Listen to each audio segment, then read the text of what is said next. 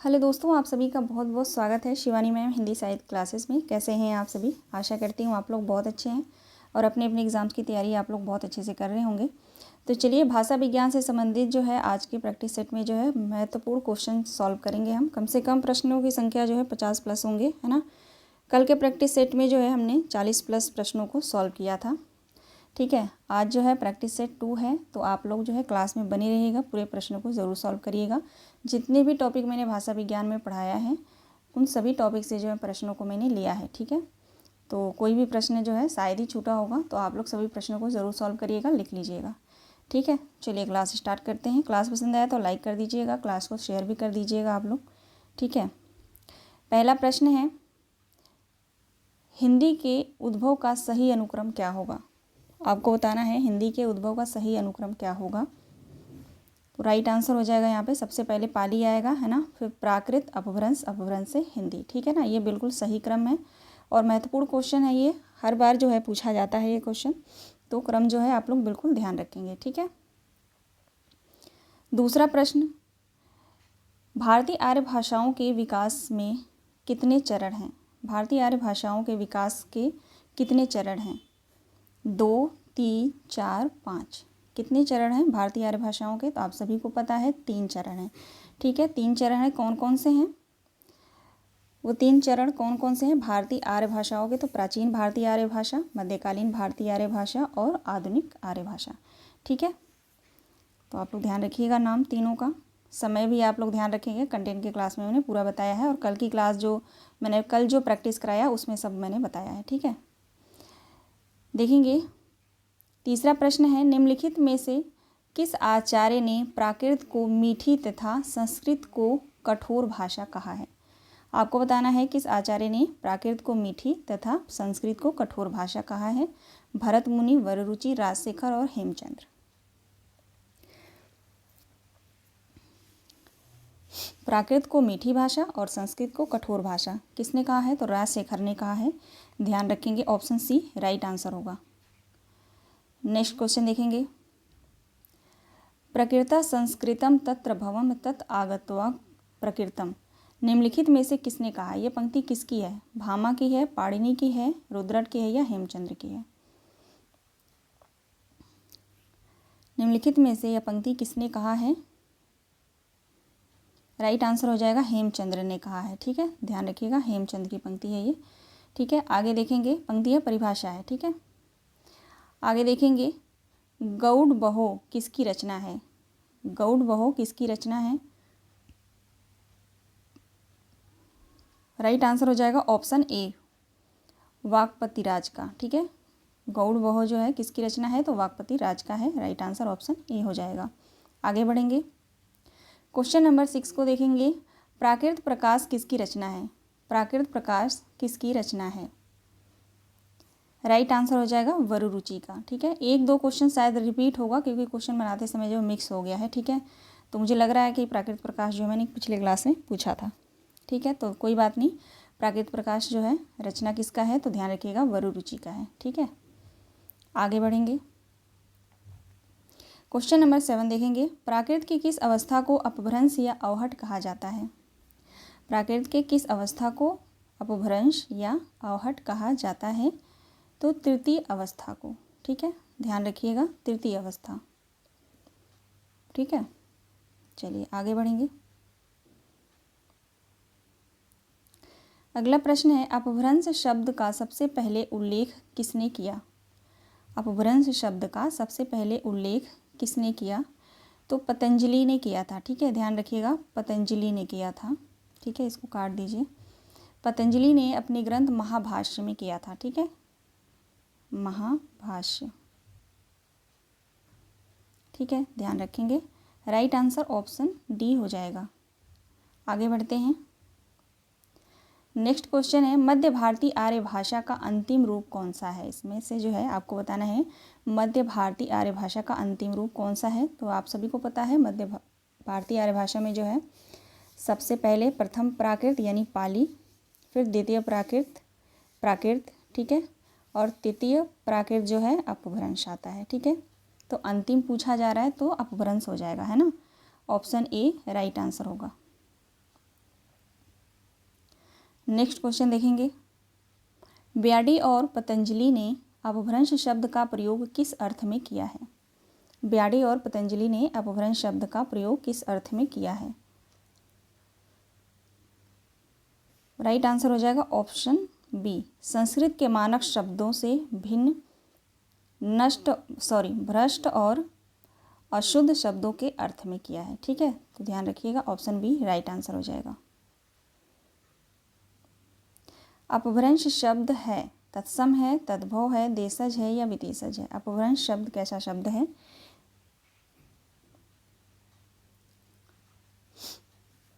अपभ्रंश शब्द जो है तद्भव है। ठीक है, तद्भव राइट आंसर हो जाएगा ऑप्शन बी। आगे बढ़ते हैं, आगे देखेंगे, इनमें से कौन सा शब्द तद्भव नहीं है? अवहट, अपभ्रष्ट, अवहंस या अपभ्रंश? इनमें से कौन सा शब्द जो है तद्भव नहीं है, ये आपको बताना है। राइट आंसर हो जाएगा अपभ्रष्ट। ठीक है, अपभ्रष्ट जो है तद्भव शब्द नहीं है। ठीक है, तो ऑप्शन बी हमारा सही जवाब होगा। क्वेश्चन नंबर 13 देखेंगे, भाषा के अर्थ में अपभ्रंश शब्द का सर्वप्रथम प्रयोग मिलता है? चौथी शती में, पाँचवीं शती में, छठी में या सातवीं शती में? अपभ्रंश भाषा आपने पढ़ा होगा, है ना, मैंने पढ़ाया है कंटेंट की क्लास में। तो अपभ्रंश पूछा जा रहा है, भाषा के अर्थ में अपभ्रंश शब्द का सर्वप्रथम प्रयोग कहाँ मिलता है, कब मिलता है? तो छठी शताब्दी में मिलता है। ठीक है, ध्यान रखिएगा, मोस्ट इंपॉर्टेंट है छठी शताब्दी। आगे देखेंगे, नेक्स्ट क्वेश्चन है, अपभ्रंश भाषा के प्राचीनतम उदाहरण निम्नलिखित में से किस ग्रंथ में मिलता है? अपभ्रंश भाषा के प्राचीनतम उदाहरण जो है किस ग्रंथ में मिलता है, ये आपको बताना है। राइट आंसर क्या होगा? राइट आंसर हो जाएगा भरत मुनि के नाट्य शास्त्र में। ठीक है, ऑप्शन डी बिल्कुल सही जवाब है, भरत मुनि के नाट्य शास्त्र में। क्वेश्चन को ज़रूर आप लोग सारा सॉल्व करिएगा और नोट करते चलिएगा। जो क्वेश्चन आपको पता है वो आप लोग सॉल्व करेंगे, रिवीजन हो जाएगा अच्छे से। जो नहीं पता है उसको ज़रूर आप लोग नोट करेंगे। ठीक है, क्वेश्चन नंबर 15 देखेंगे, बंगला का विकास अपभ्रंश के किस रूप से हुआ है? बंगला भाषा का विकास जो है किस अपभ्रंश से हुआ है? मागधी से, ब्राचड़ से, महाराष्ट्री से या सौरसेनी से? क्योंकि ये ऐसा सब्जेक्ट है भाषा विज्ञान, आप पढ़ेंगे तो आपको लगेगा कि मुझे सब आता है और याद भी हो जाता है। ऐसा नहीं है कि याद नहीं होता, बहुत जल्दी याद भी हो जाता है, समझ में भी आ जाता है। बट वही है कि क्वेश्चन आता है ना तो कन्फ्यूजन बहुत बना रहता है। तो सबसे बेटर है कि आप जो क्वेश्चन आसान है, जो आपके दिमाग में बैठ गया है, उसके लिए तो कोई बात नहीं है। जहाँ पे आपको लगता है कि कन्फ्यूज होता हूँ मैं या होती हूँ, तो उस क्वेश्चन को आप अलग से आप लोग नोट करिए और बार बार रिवाइज करते रहिएगा। ठीक है, क्वेश्चन है, बंगला भाषा का विकास जो है अपभ्रंश के किस रूप से हुआ है? राइट आंसर हो जाएगा मागधी से। ठीक है, मागधी से हुआ है, तो ऑप्शन ए बिल्कुल सही जवाब है। आगे देखेंगे, क्वेश्चन नंबर 16, पाहुड़ दोहा की रचना किसने की? पाहुड़ दोहा की रचना किसने की? तो बिल्कुल आसान है, पाहुड़ दोहा किसकी रचना है? तो मुनि राम सिंह की है ना, ऑप्शन बी सही जवाब होगा, मुनि राम सिंह। किस भाषा में है पाहुड़ दोहा, बताइएगा, आप लोग कमेंट करिएगा ज़रूर। दोहा कोश के रचयिता कौन है? दोहा कोश किसकी रचना है? सराहपा की है ना दोहा कोश, ऑप्शन सी बिल्कुल सही जवाब है। ठीक है, चलिए आगे बढ़ते हैं। चरित काव्य सर्वाधिक किस साहित्य में रचे गए हैं? आपको बताना है चरित काव्य जो है सर्वाधिक किस साहित्य में रचे गए हैं। तो चरित काव्य जब आप पढ़ेंगे तो सर्वाधिक जो है जैन साहित्य में इसका जो है प्रयोग हुआ है, चरित काव्य का। ठीक है, जैन साहित्य में, ऑप्शन डी बिल्कुल सही जवाब है। नेक्स्ट क्वेश्चन देखते हैं, अशोक के समय में राजभाषा क्या थी? पाली, प्राकृत, अपभ्रंश या इनमें से कोई नहीं? अशोक के समय में जो है राजभाषा क्या थी? तो पाली थी। ठीक है ना, ध्यान रखेंगे, पाली भाषा जो है अशोक के शासनकाल में यही भाषा थी। ठीक है, आगे देखेंगे क्वेश्चन नंबर 20, अपभ्रंश की उत्तरकालीन अवस्था का नाम क्या है? अपभ्रंश की उत्तरकालीन अवस्था का क्या नाम है? संस्कृत, पाली, प्राकृत, अवहट?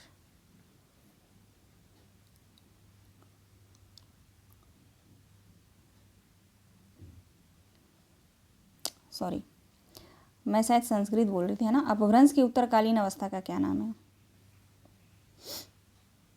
अवहट है, ठीक है। ऑप्शन डी बिल्कुल राइट आंसर होगा, ऑप्शन डी अवहट।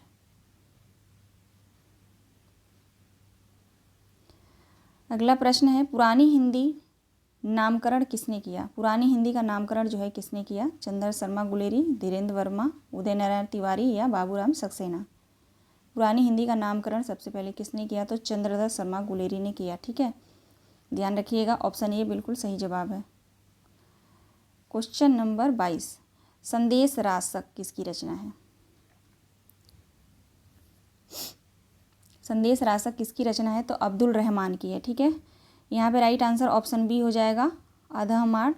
ये नाम जो है अपभ्रंश भाषा में लिखा गया है, अधमार्ड, ठीक है। तो अब्दुल, ध्यान रखिएगा, अब्दुल रहमान संदेश रासक आप सभी को पता है,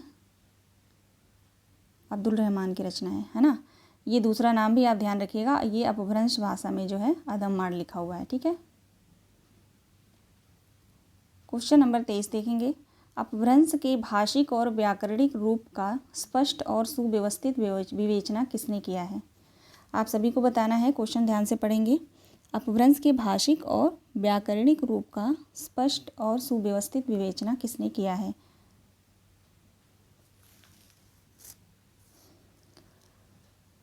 राइट आंसर हो जाएगा हेमचंद्र ने किया है, ठीक है, हेमचंद्र। सी जो है ऑप्शन बिल्कुल सही जवाब है। आगे देखेंगे, अपभ्रंश में कुल कितने स्वर हैं? ये क्वेश्चन जो है कल भी मैंने कराया था, कल के प्रैक्टिस सेट में, तो इसलिए मैंने इसको लिया है कि यहाँ पे मुझे कुछ बताना है आप सभी को। बात करेंगे कि अपभ्रंश में कुल कितने स्वर हैं, तो कल की क्लास में मैंने आप सभी को 8 बताया था, ठीक है। लेकिन मैंने दूसरी बुक में देखा, मैं कोई और बुक पढ़ रही थी, दृष्टि की बुक पढ़ रही थी, ठीक है। तो उसमें जो है, हाँ, उसमें तो 8 ही दिया है दृष्टि में, लेकिन सरस्वती पांडे गोविंद पांडे की बुक आप पढ़ेंगे तो उसमें जो है 10 दिया है, ठीक है। तो आप दोनों ध्यान रखेंगे। अब मैं यहाँ पे आपको बता देती हूँ कि कौन कौन से हैं, ठीक है। तो अ, ई, उ, ए और ओ, ठीक है। ये जो है ह्रस्व में आएंगे, ठीक है, ध्यान रखिएगा, ये जो है ह्रस्व में आएंगे, ठीक है। अब दीर्घ में देखेंगे, दीर्घ में कौन कौन से स्वर आएंगे? तो बड़ा आ और बड़ी ई और बड़ा ऊ और ए और जो है बड़ा ओ, ठीक है, ये आएंगे दीर्घ में, ठीक है। तो ये है जो पूरा स्वर है, ऐसे तो 10 है, ठीक है। आप सरस्वती पांडे गोविंद पांडे की बुक पढ़ेंगे तो ये पूरे दिए गए हैं, 10 के 10 दिए गए हैं, लेकिन आप दृष्टि की बुक पढ़ेंगे तो उसमें 8 ही दिए गए हैं, ठीक है। तो ये आप ध्यान रखिएगा, दोनों को आप लोग जो है 8 और 10 दोनों ध्यान रखिएगा, ठीक है। तो राइट आंसर हो जाएगा 10, ठीक है। चलिए, अगला प्रश्न है, भाषाओं के पारिवारिक वर्गीकरण का आधार क्या है? भाषाओं के पारिवारिक वर्गीकरण का आधार क्या है? क्वेश्चन नंबर 25, राइट आंसर हो जाएगा इतिहास। आगे देखेंगे, अगला प्रश्न है, पुष्यदंत किस शताब्दी के कवि थे? पुष्यदंत जो है किस शताब्दी के कवि थे?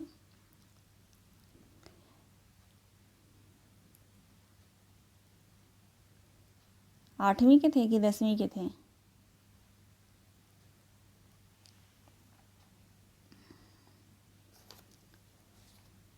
एक मिनट आप लोग होल्ड करेंगे।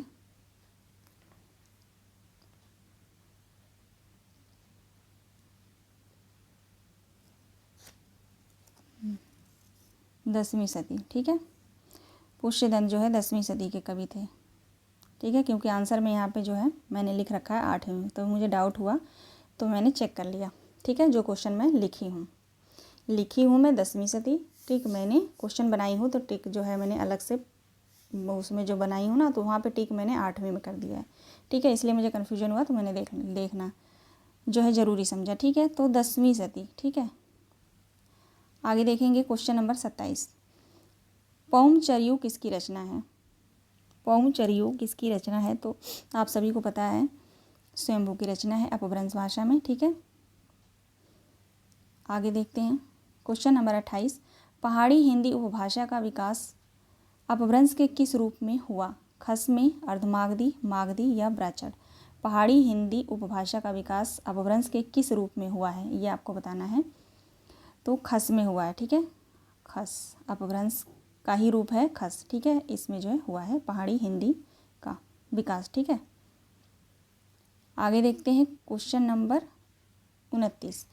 प्राकृत सर्वस्व में अपभ्रंश के कितने भेदों का उल्लेख मिलता है। प्राकृत सर्वस्व किसकी रचना है, तो मार्कंडेय की है। कल जो है प्रश्न मैंने ये आप सभी से पूछा था, ठीक है। उसी से संबंधित जो है आज इसका दूसरा प्रश्न है कि प्राकृत सर्वस्व में अपभ्रंश के कितने भेदों का उल्लेख मिलता है या किया गया है। 3, ठीक है। ध्यान रखिएगा, ऑप्शन बी जो है राइट आंसर होगा। 3, ठीक है। आप कौन कौन से हैं ये बता देती हूँ। नागर, दूसरा है उपनागर और तीसरा है ब्राचड़, ठीक है। तीनों का नाम ध्यान रखिएगा। और अगर पूछा जाए कि प्राकृत सर्वस्व किसकी रचना है तो मार्कंडेय का है ना। मार्कंडेय की रचना है। मार्कंडेय ने अपभ्रंश के कितने भेदों का उल्लेख किया है या उल्लेख मिलता है, तो 3। कौन कौन से, नागर, उपनागर या ब्राचड़, ठीक है। तीनों का नाम ध्यान रखिएगा। चलिए आगे बढ़ते हैं। नेक्स्ट क्वेश्चन है, अपभ्रंश शब्द का विकास निम्नलिखित में से किस रूप में हुआ है। आपको बताना है अपभ्रंश शब्द का विकास जो है निम्नलिखित में से किस रूप में हुआ है। अपभ्रष्ट, अपहट या अवहंस या अभीरी। तो ध्यान रखिएगा, राइट आंसर हो जाएगा क्वेश्चन नंबर 30 का राइट आंसर हो जाएगा अवहंस, ठीक है। अवहंस से जो है अपभ्रंश शब्द का विकास माना जाता है, ठीक। क्वेश्चन नंबर 31 देखेंगे, अपभ्रष्ट शब्द का विकास निम्नलिखित में से किस रूप में हुआ। अब आपको बताना है कि अपभ्रष्ट, एक एक शब्द को ध्यान से आप लोग जो है पढ़ेंगे, लिख लेंगे, ठीक है, क्योंकि बहुत डीप क्वेश्चन है ये, ठीक है। इतना डीप जो है आप यूजीसी नेट की तैयारी कर रहे हैं तभी पढ़ेंगे। टीजीटी पीजीटी के लिए जो है इतना डीप उसमें जो है नहीं दिया गया है, लेकिन मेरे ख्याल से जो है अगर आप टीजीटी पीजीटी की तैयारी कर रहे हैं तो आपको जो है इतना डीप पढ़ना पड़ेगा, क्योंकि अब जो क्वेश्चन पूछा जा रहा है ना वो बहुत डीपली पूछा जा रहा है और पूछा भी जाएगा, क्योंकि 2021 में आप लोगों ने देखा होगा, है ना। जिसने भी पेपर दिया है, जिनका नहीं हुआ है उनको अच्छे से पता है, जिनको नहीं पता है वो मैं बता रही हूँ तो आप ध्यान से सुनती जाएंगे बातों को। और कोई टीचर आपसे अगर कुछ कह रहा है तो आपकी भलाई के लिए ही कह रहा है, तो उस बातों को आप लोग जो है इग्नोर मत किया करिए कि यह तो ऐसे ही बोल रहे हैं, है ना। तो आप बातों को ध्यान में रखेंगे, ठीक है। तो क्वेश्चन बताएंगे आंसर इसका, अपभ्रष्ट शब्द का विकास निम्नलिखित में से किस रूप में हुआ। राइट आंसर हो जाएगा अवहट, अवहट के रूप में हुआ है, ठीक है। इसको काट दीजिए, ठीक है। भोलानाथ तिवारी के अनुसार, भोलानाथ तिवारी के अनुसार, ठीक है, ध्यान रखिएगा। भोलानाथ तिवारी, भोलानाथ तिवारी के अनुसार अपभ्रष्ट शब्द का विकास जो है अवहट से हुआ है, ठीक है। ये अवहट से जो है हुआ है या अवहट के रूप में हुआ है, बात आप ध्यान रखेंगे, ठीक है। चलिए क्वेश्चन नंबर 32 देखेंगे। स्वयंभू ने अपनी रामायण में अपभ्रंश के लिए किस शब्द का उल्लेख किया है। स्वयंभू की रचना जो है रामायण, है ना, उसमें जो है अपभ्रंश शब्द के लिए किस शब्द का उल्लेख किया है स्वयंभू ने। तो राइट आंसर हो जाएगा अवहत, ठीक है। ध्यान रखिएगा अवहत, ऑप्शन ए बिल्कुल सही जवाब है। थोड़ा मेरी आवाज़ थोड़ी भारी भारी लग रही हो गया ना, बहुत ठंडी पड़ रही है और गले में मेरे खराश हो गया है। मेरा गला जो है बहुत जल्दी ख़राब होता है, ठीक है। आगे देखेंगे क्वेश्चन नंबर 33। महाकवि कालिदास के किस ग्रंथ में अपभ्रंश के कुछ छंद मिलते हैं। आप सभी को बताना है क्वेश्चन नंबर 33 का राइट आंसर। क्वेश्चन है महाकवि कालिदास के किस ग्रंथ में अपभ्रंश के कुछ छंद मिलते हैं। तो विक्रमोर्वशीयम में जो है मिलते हैं, ठीक है। ध्यान रखिएगा, महाकवि कालिदास के कौन से ग्रंथ में अपभ्रंश के कुछ छंद मिलते हैं, तो विक्रमोर्वशीयम में, ठीक है। बाकी रघुवंश में नहीं मिलते, मेघदूत में भी है नहीं है, अभिज्ञान शाकुंतलम में भी नहीं है अपभ्रंश का छंद, ठीक है। क्वेश्चन नंबर 34 देखेंगे। थोड़ा वो जो सुमेलित वाले प्रश्न है छोटा करना पड़ेगा।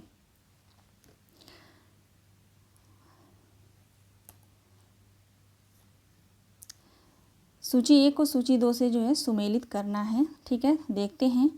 करंगचर्यु, करंगचर्यु जो है किसकी रचना है? तो करंगचर्यु जो है रईधु की है। ठीक है, रईधु। आदि पुराण किसकी रचना है? आदि पुराण, आदि पुराण की बात करें तो तीसरा हो जाएगा पुष्यदंत की, है ना। आदि पुराण पुष्यदंत की है। जम्बू स्वामी रासा, कुछ नया नाम है, ध्यान रखिएगा। जम्बू स्वामी रासा जो है धर्म सूरी का है। ओके, और भविष्यत कहा जो है आप सभी को पता है धनपाल का है। तो राइट आंसर हो जाएगा 4 3 2 1। ठीक है, कूट में देख लेते हैं। 4 3 2 1, ऑप्शन सी बिल्कुल सही जवाब है, 4 3 2 1। ठीक है, चलिए आगे देखेंगे। अगला प्रश्न है, अपभ्रंश को अभीरी की भाषा किसने कहा है? अपभ्रंश को अभीरी की भाषा किसने कहा है? तो दंडी ने कहा है। ठीक है, ऑप्शन ए बिल्कुल सही जवाब है, दंडी ने कहा है। आगे देखेंगे। अगला प्रश्न है, भाषा विशेष के अर्थ में सबसे पहले अपभ्रंश शब्द का प्रयोग निम्नलिखित में से किसने किया? हेमचंद्र, चंड, स्वयंभू या सरहपा ने किया था? भाषा विशेष के अर्थ में सबसे पहले अपभ्रंश शब्द का प्रयोग किसने किया था? तो चंड ने किया था, ध्यान रखिएगा, चंड ने। ठीक है, आगे बढ़ते हैं। अगला प्रश्न देखेंगे, अपभ्रंश का सबसे बड़ा व्याकरण निम्नलिखित में से कौन है? ज्योतिषर ठाकुर, दामोदर पंडित, हेमचंद्र या स्वयंभू? अपभ्रंश का सबसे बड़ा व्याकरण निम्नलिखित में से कौन है?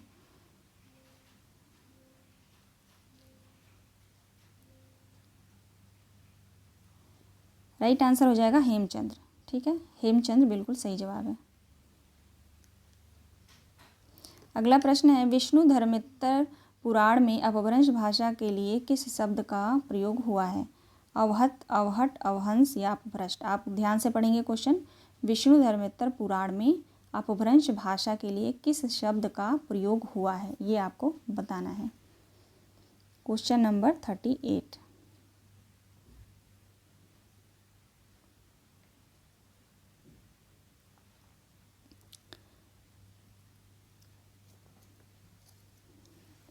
राइट आंसर हो जाएगा अपभ्रष्ट। ठीक है, अपभ्रष्ट बिल्कुल सही जवाब है, ऑप्शन डी सही जवाब होगा।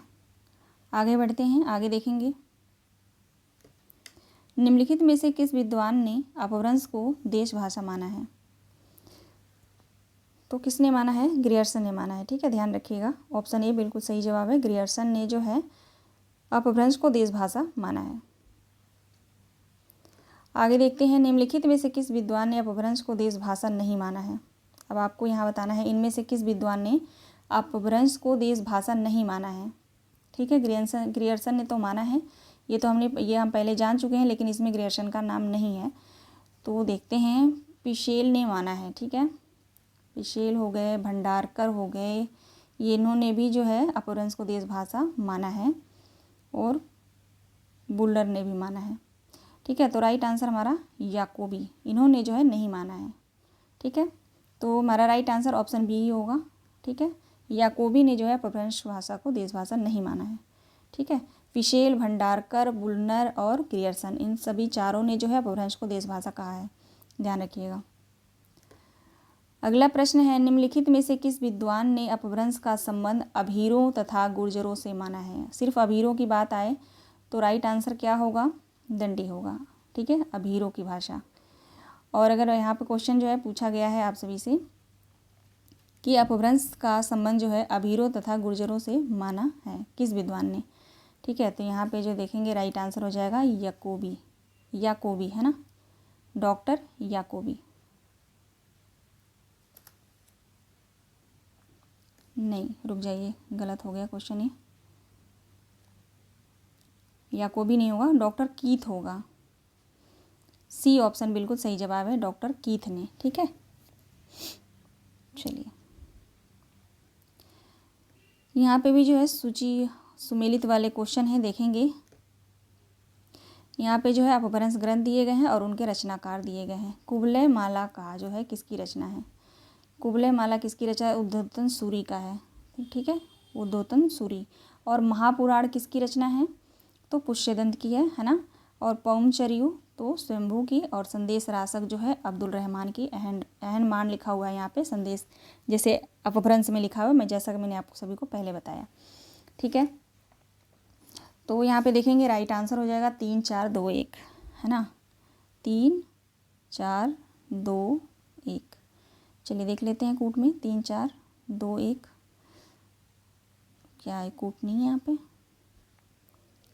अच्छा जी, हो सकता है मिस्टेक हो गया मेरे से यहाँ पे, है ना, तो कोई बात नहीं, यहाँ पे भी जो है मैं उत्तर लिख देती हूँ 3 4 2 1। ठीक है, 3 4 2 1, यही जो है सही जवाब है। तो आप जो है लिख रहे हैं क्वेश्चन, ठीक है, तो आप लोग जो है क्वेश्चन लिख लीजिएगा और मिला लीजिएगा। ठीक है, 3 4 2 1 बिल्कुल सही जवाब है।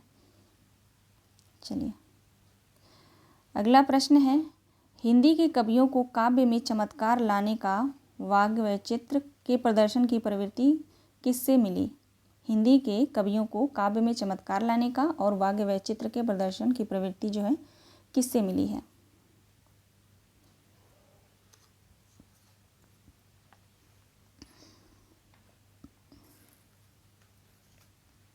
राइट आंसर हो जाएगा अपभ्रंश और अवहट से। ठीक है, अपभ्रंश और अवहट से मिला है। ओके, अगला प्रश्न देखेंगे, हिंदी प्रसर्गों के विकास में सर्वाधिक योगदान निम्नलिखित में से किसका रहा है?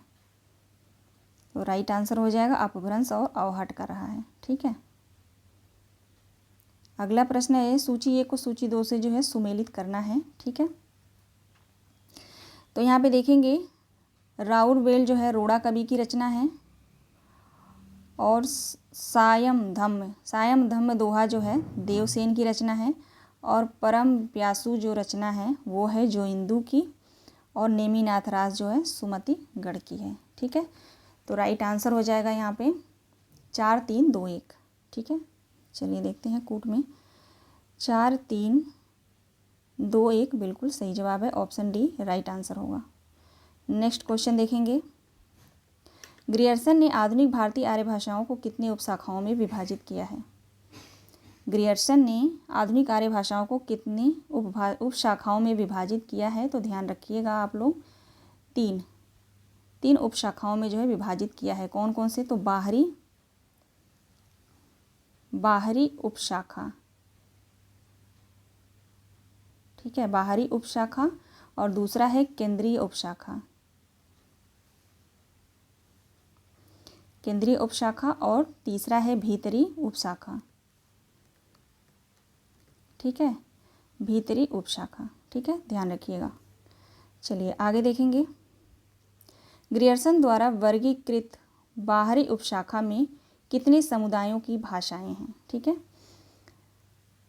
पहला क्वेश्चन, इससे पहले जो हमने क्वेश्चन देखा उसका जो है वो कौन सा क्वेश्चन था? तो ग्रियर्सन ने आधुनिक भारतीय आर्य भाषा को कितनी उपशाखाओं में विभाजित किया? तो 3, पहला बाहरी, दूसरा केंद्रीय, तीसरा भीतरी उपशाखा। ठीक है, अब यहाँ पे क्वेश्चन देखेंगे उसी का जो है जो बाहरी उपशाखा है ना, इसी में जो है पूछा जा रहा है कि कितने समुदाय की भाषाएं इसमें हैं। ठीक है, ये पूछा जा रहा है आप सभी से, ध्यान रखेंगे।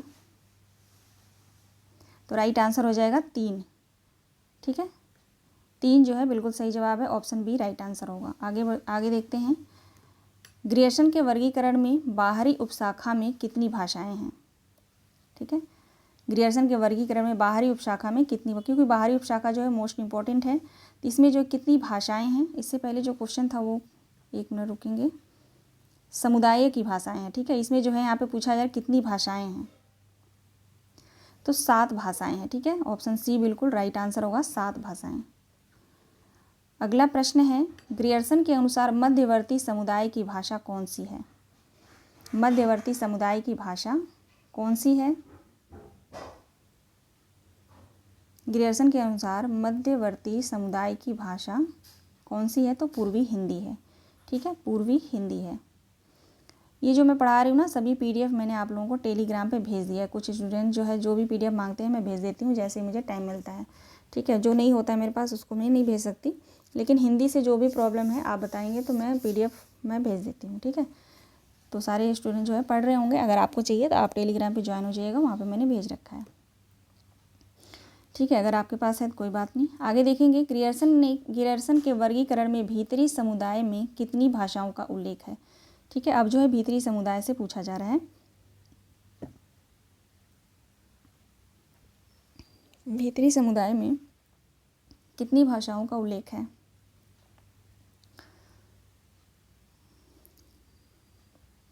राइट आंसर हो जाएगा 6। 6 भाषाओं का उल्लेख है, ठीक है, भीतरी समुदाय में। आगे देखते हैं, अगला प्रश्न है, ग्रियर्सन ने पहाड़ी समुदाय को किस उपशाखा में रखा है। आपको बताना है पहाड़ी समुदाय में जो है किस उपशाखा को रखा है। तो अभी इससे रिलेटेड जो है क्वेश्चन हम पढ़ते आ रहे हैं, तो आप सभी ने पकड़ लिया होगा मेरे ख्याल से। इसका सही आंसर क्या होगा, तो भीतरी उपशाखा। ठीक है, भीतरी उपशाखा, भीतरी उपशाखा राइट आंसर हो जाएगा ऑप्शन सी। ठीक है, भीतरी उपशाखा में जो है 3 समुदाय रखा है। ठीक है, तो एक तो पहाड़ी समुदाय, एक मध्यवर्ती समुदाय और एक और कोई है, मुझे याद नहीं आ रहा। ठीक है, लेकिन क्लास में मैंने पढ़ा रखा है, वहाँ पे आप देख लेंगे। ठीक है, उनके अंतर्गत जो है इन्होंने अलग अलग डिवाइड करके भाषाओं का जो है उल्लेख किया है। ठीक है, अगला प्रश्न है, डॉक्टर सुनीति कुमार चटर्जी द्वारा आधुनिक आर्य भाषाओं के वर्गीकरण के संबंध में सही कथन कौन सा है। इनमें से जो है सही कथन कौन सा है, कूट में है ये प्रश्न। ठीक है, देखेंगे तो यहाँ पे कूट में प्रश्न है। ठीक है, तो चलिए यहाँ पे देखते हैं राइट आंसर क्या होगा। डॉक्टर सुनीति कुमार चटर्जी द्वारा आधुनिक भारतीय आर्य भाषाओं के वर्गीकरण के संबंध में जो है सही कथन कौन सा है इनमें से, तो दूसरा बिल्कुल जो है सही आंसर होगा। उन्होंने यानी सुनीति कुमार चटर्जी ने पहाड़ी समुदाय की कुमाऊनी, गढ़वाली और नेपाली को राजस्थान का रूपांतरण माना है, ये बिल्कुल सही है। ठीक है, तीसरा भी सही है, उन्होंने भीली और खानदेशी को स्वतंत्र भाषा नहीं माना है। चौथा देखेंगे, उन्होंने ददिच के अंतर्गत सिंधी, लहंदा तथा पंजाबी का उल्लेख किया है। ठीक है, तो बिल्कुल तीनों ये जो है सही है, 2, 3, 4 बिल्कुल सही है। ठीक है, ऑप्शन ए देखेंगे, डॉक्टर चटर्जी यानी सुनीति कुमार चटर्जी के अनुसार जो है आधुनिक आर्य भाषाओं की संख्या 17 है, नहीं, ये जो है बिल्कुल गलत है। ठीक है, तो 2, 3, 4 बिल्कुल सही है। देखेंगे ऑप्शन सी 2, 3, 4 राइट आंसर है। ठीक है, तो ये रहे जो 52 क्वेश्चन। ठीक है, आशा करती हूँ कि क्वेश्चन आपको अच्छे से समझ में आया होगा और आप लोग जो है अच्छे से सॉल्व किए होंगे। ठीक है, तो मिलते हैं नेक्स्ट वीडियो में। आप सभी दोस्तों का बहुत बहुत धन्यवाद। पढ़ते रहिए और अपना ख्याल रखिए। क्लास पसंद आई है तो लाइक कर दीजिएगा, जिन्होंने सब्सक्राइब नहीं किया वो सब्सक्राइब कर लेंगे और क्लास को थोड़ा शेयर कर दीजिएगा। आप लोगों के लिए ही मैं क्लास लेती हूँ, नहीं तो मेरे पास इतना टाइम नहीं होता। मैं स्कूल भी जाती हूँ, बच्चों को पढ़ाती हूँ, वहाँ से आती हूँ, फिर वीडियो बनाती हूँ, बहुत कुछ काम होता है, घर पे भी होता है। तो थोड़ा आप लोग भी सपोर्ट करिए, आप लोगों से जो है निवेदन है मेरा। ठीक है।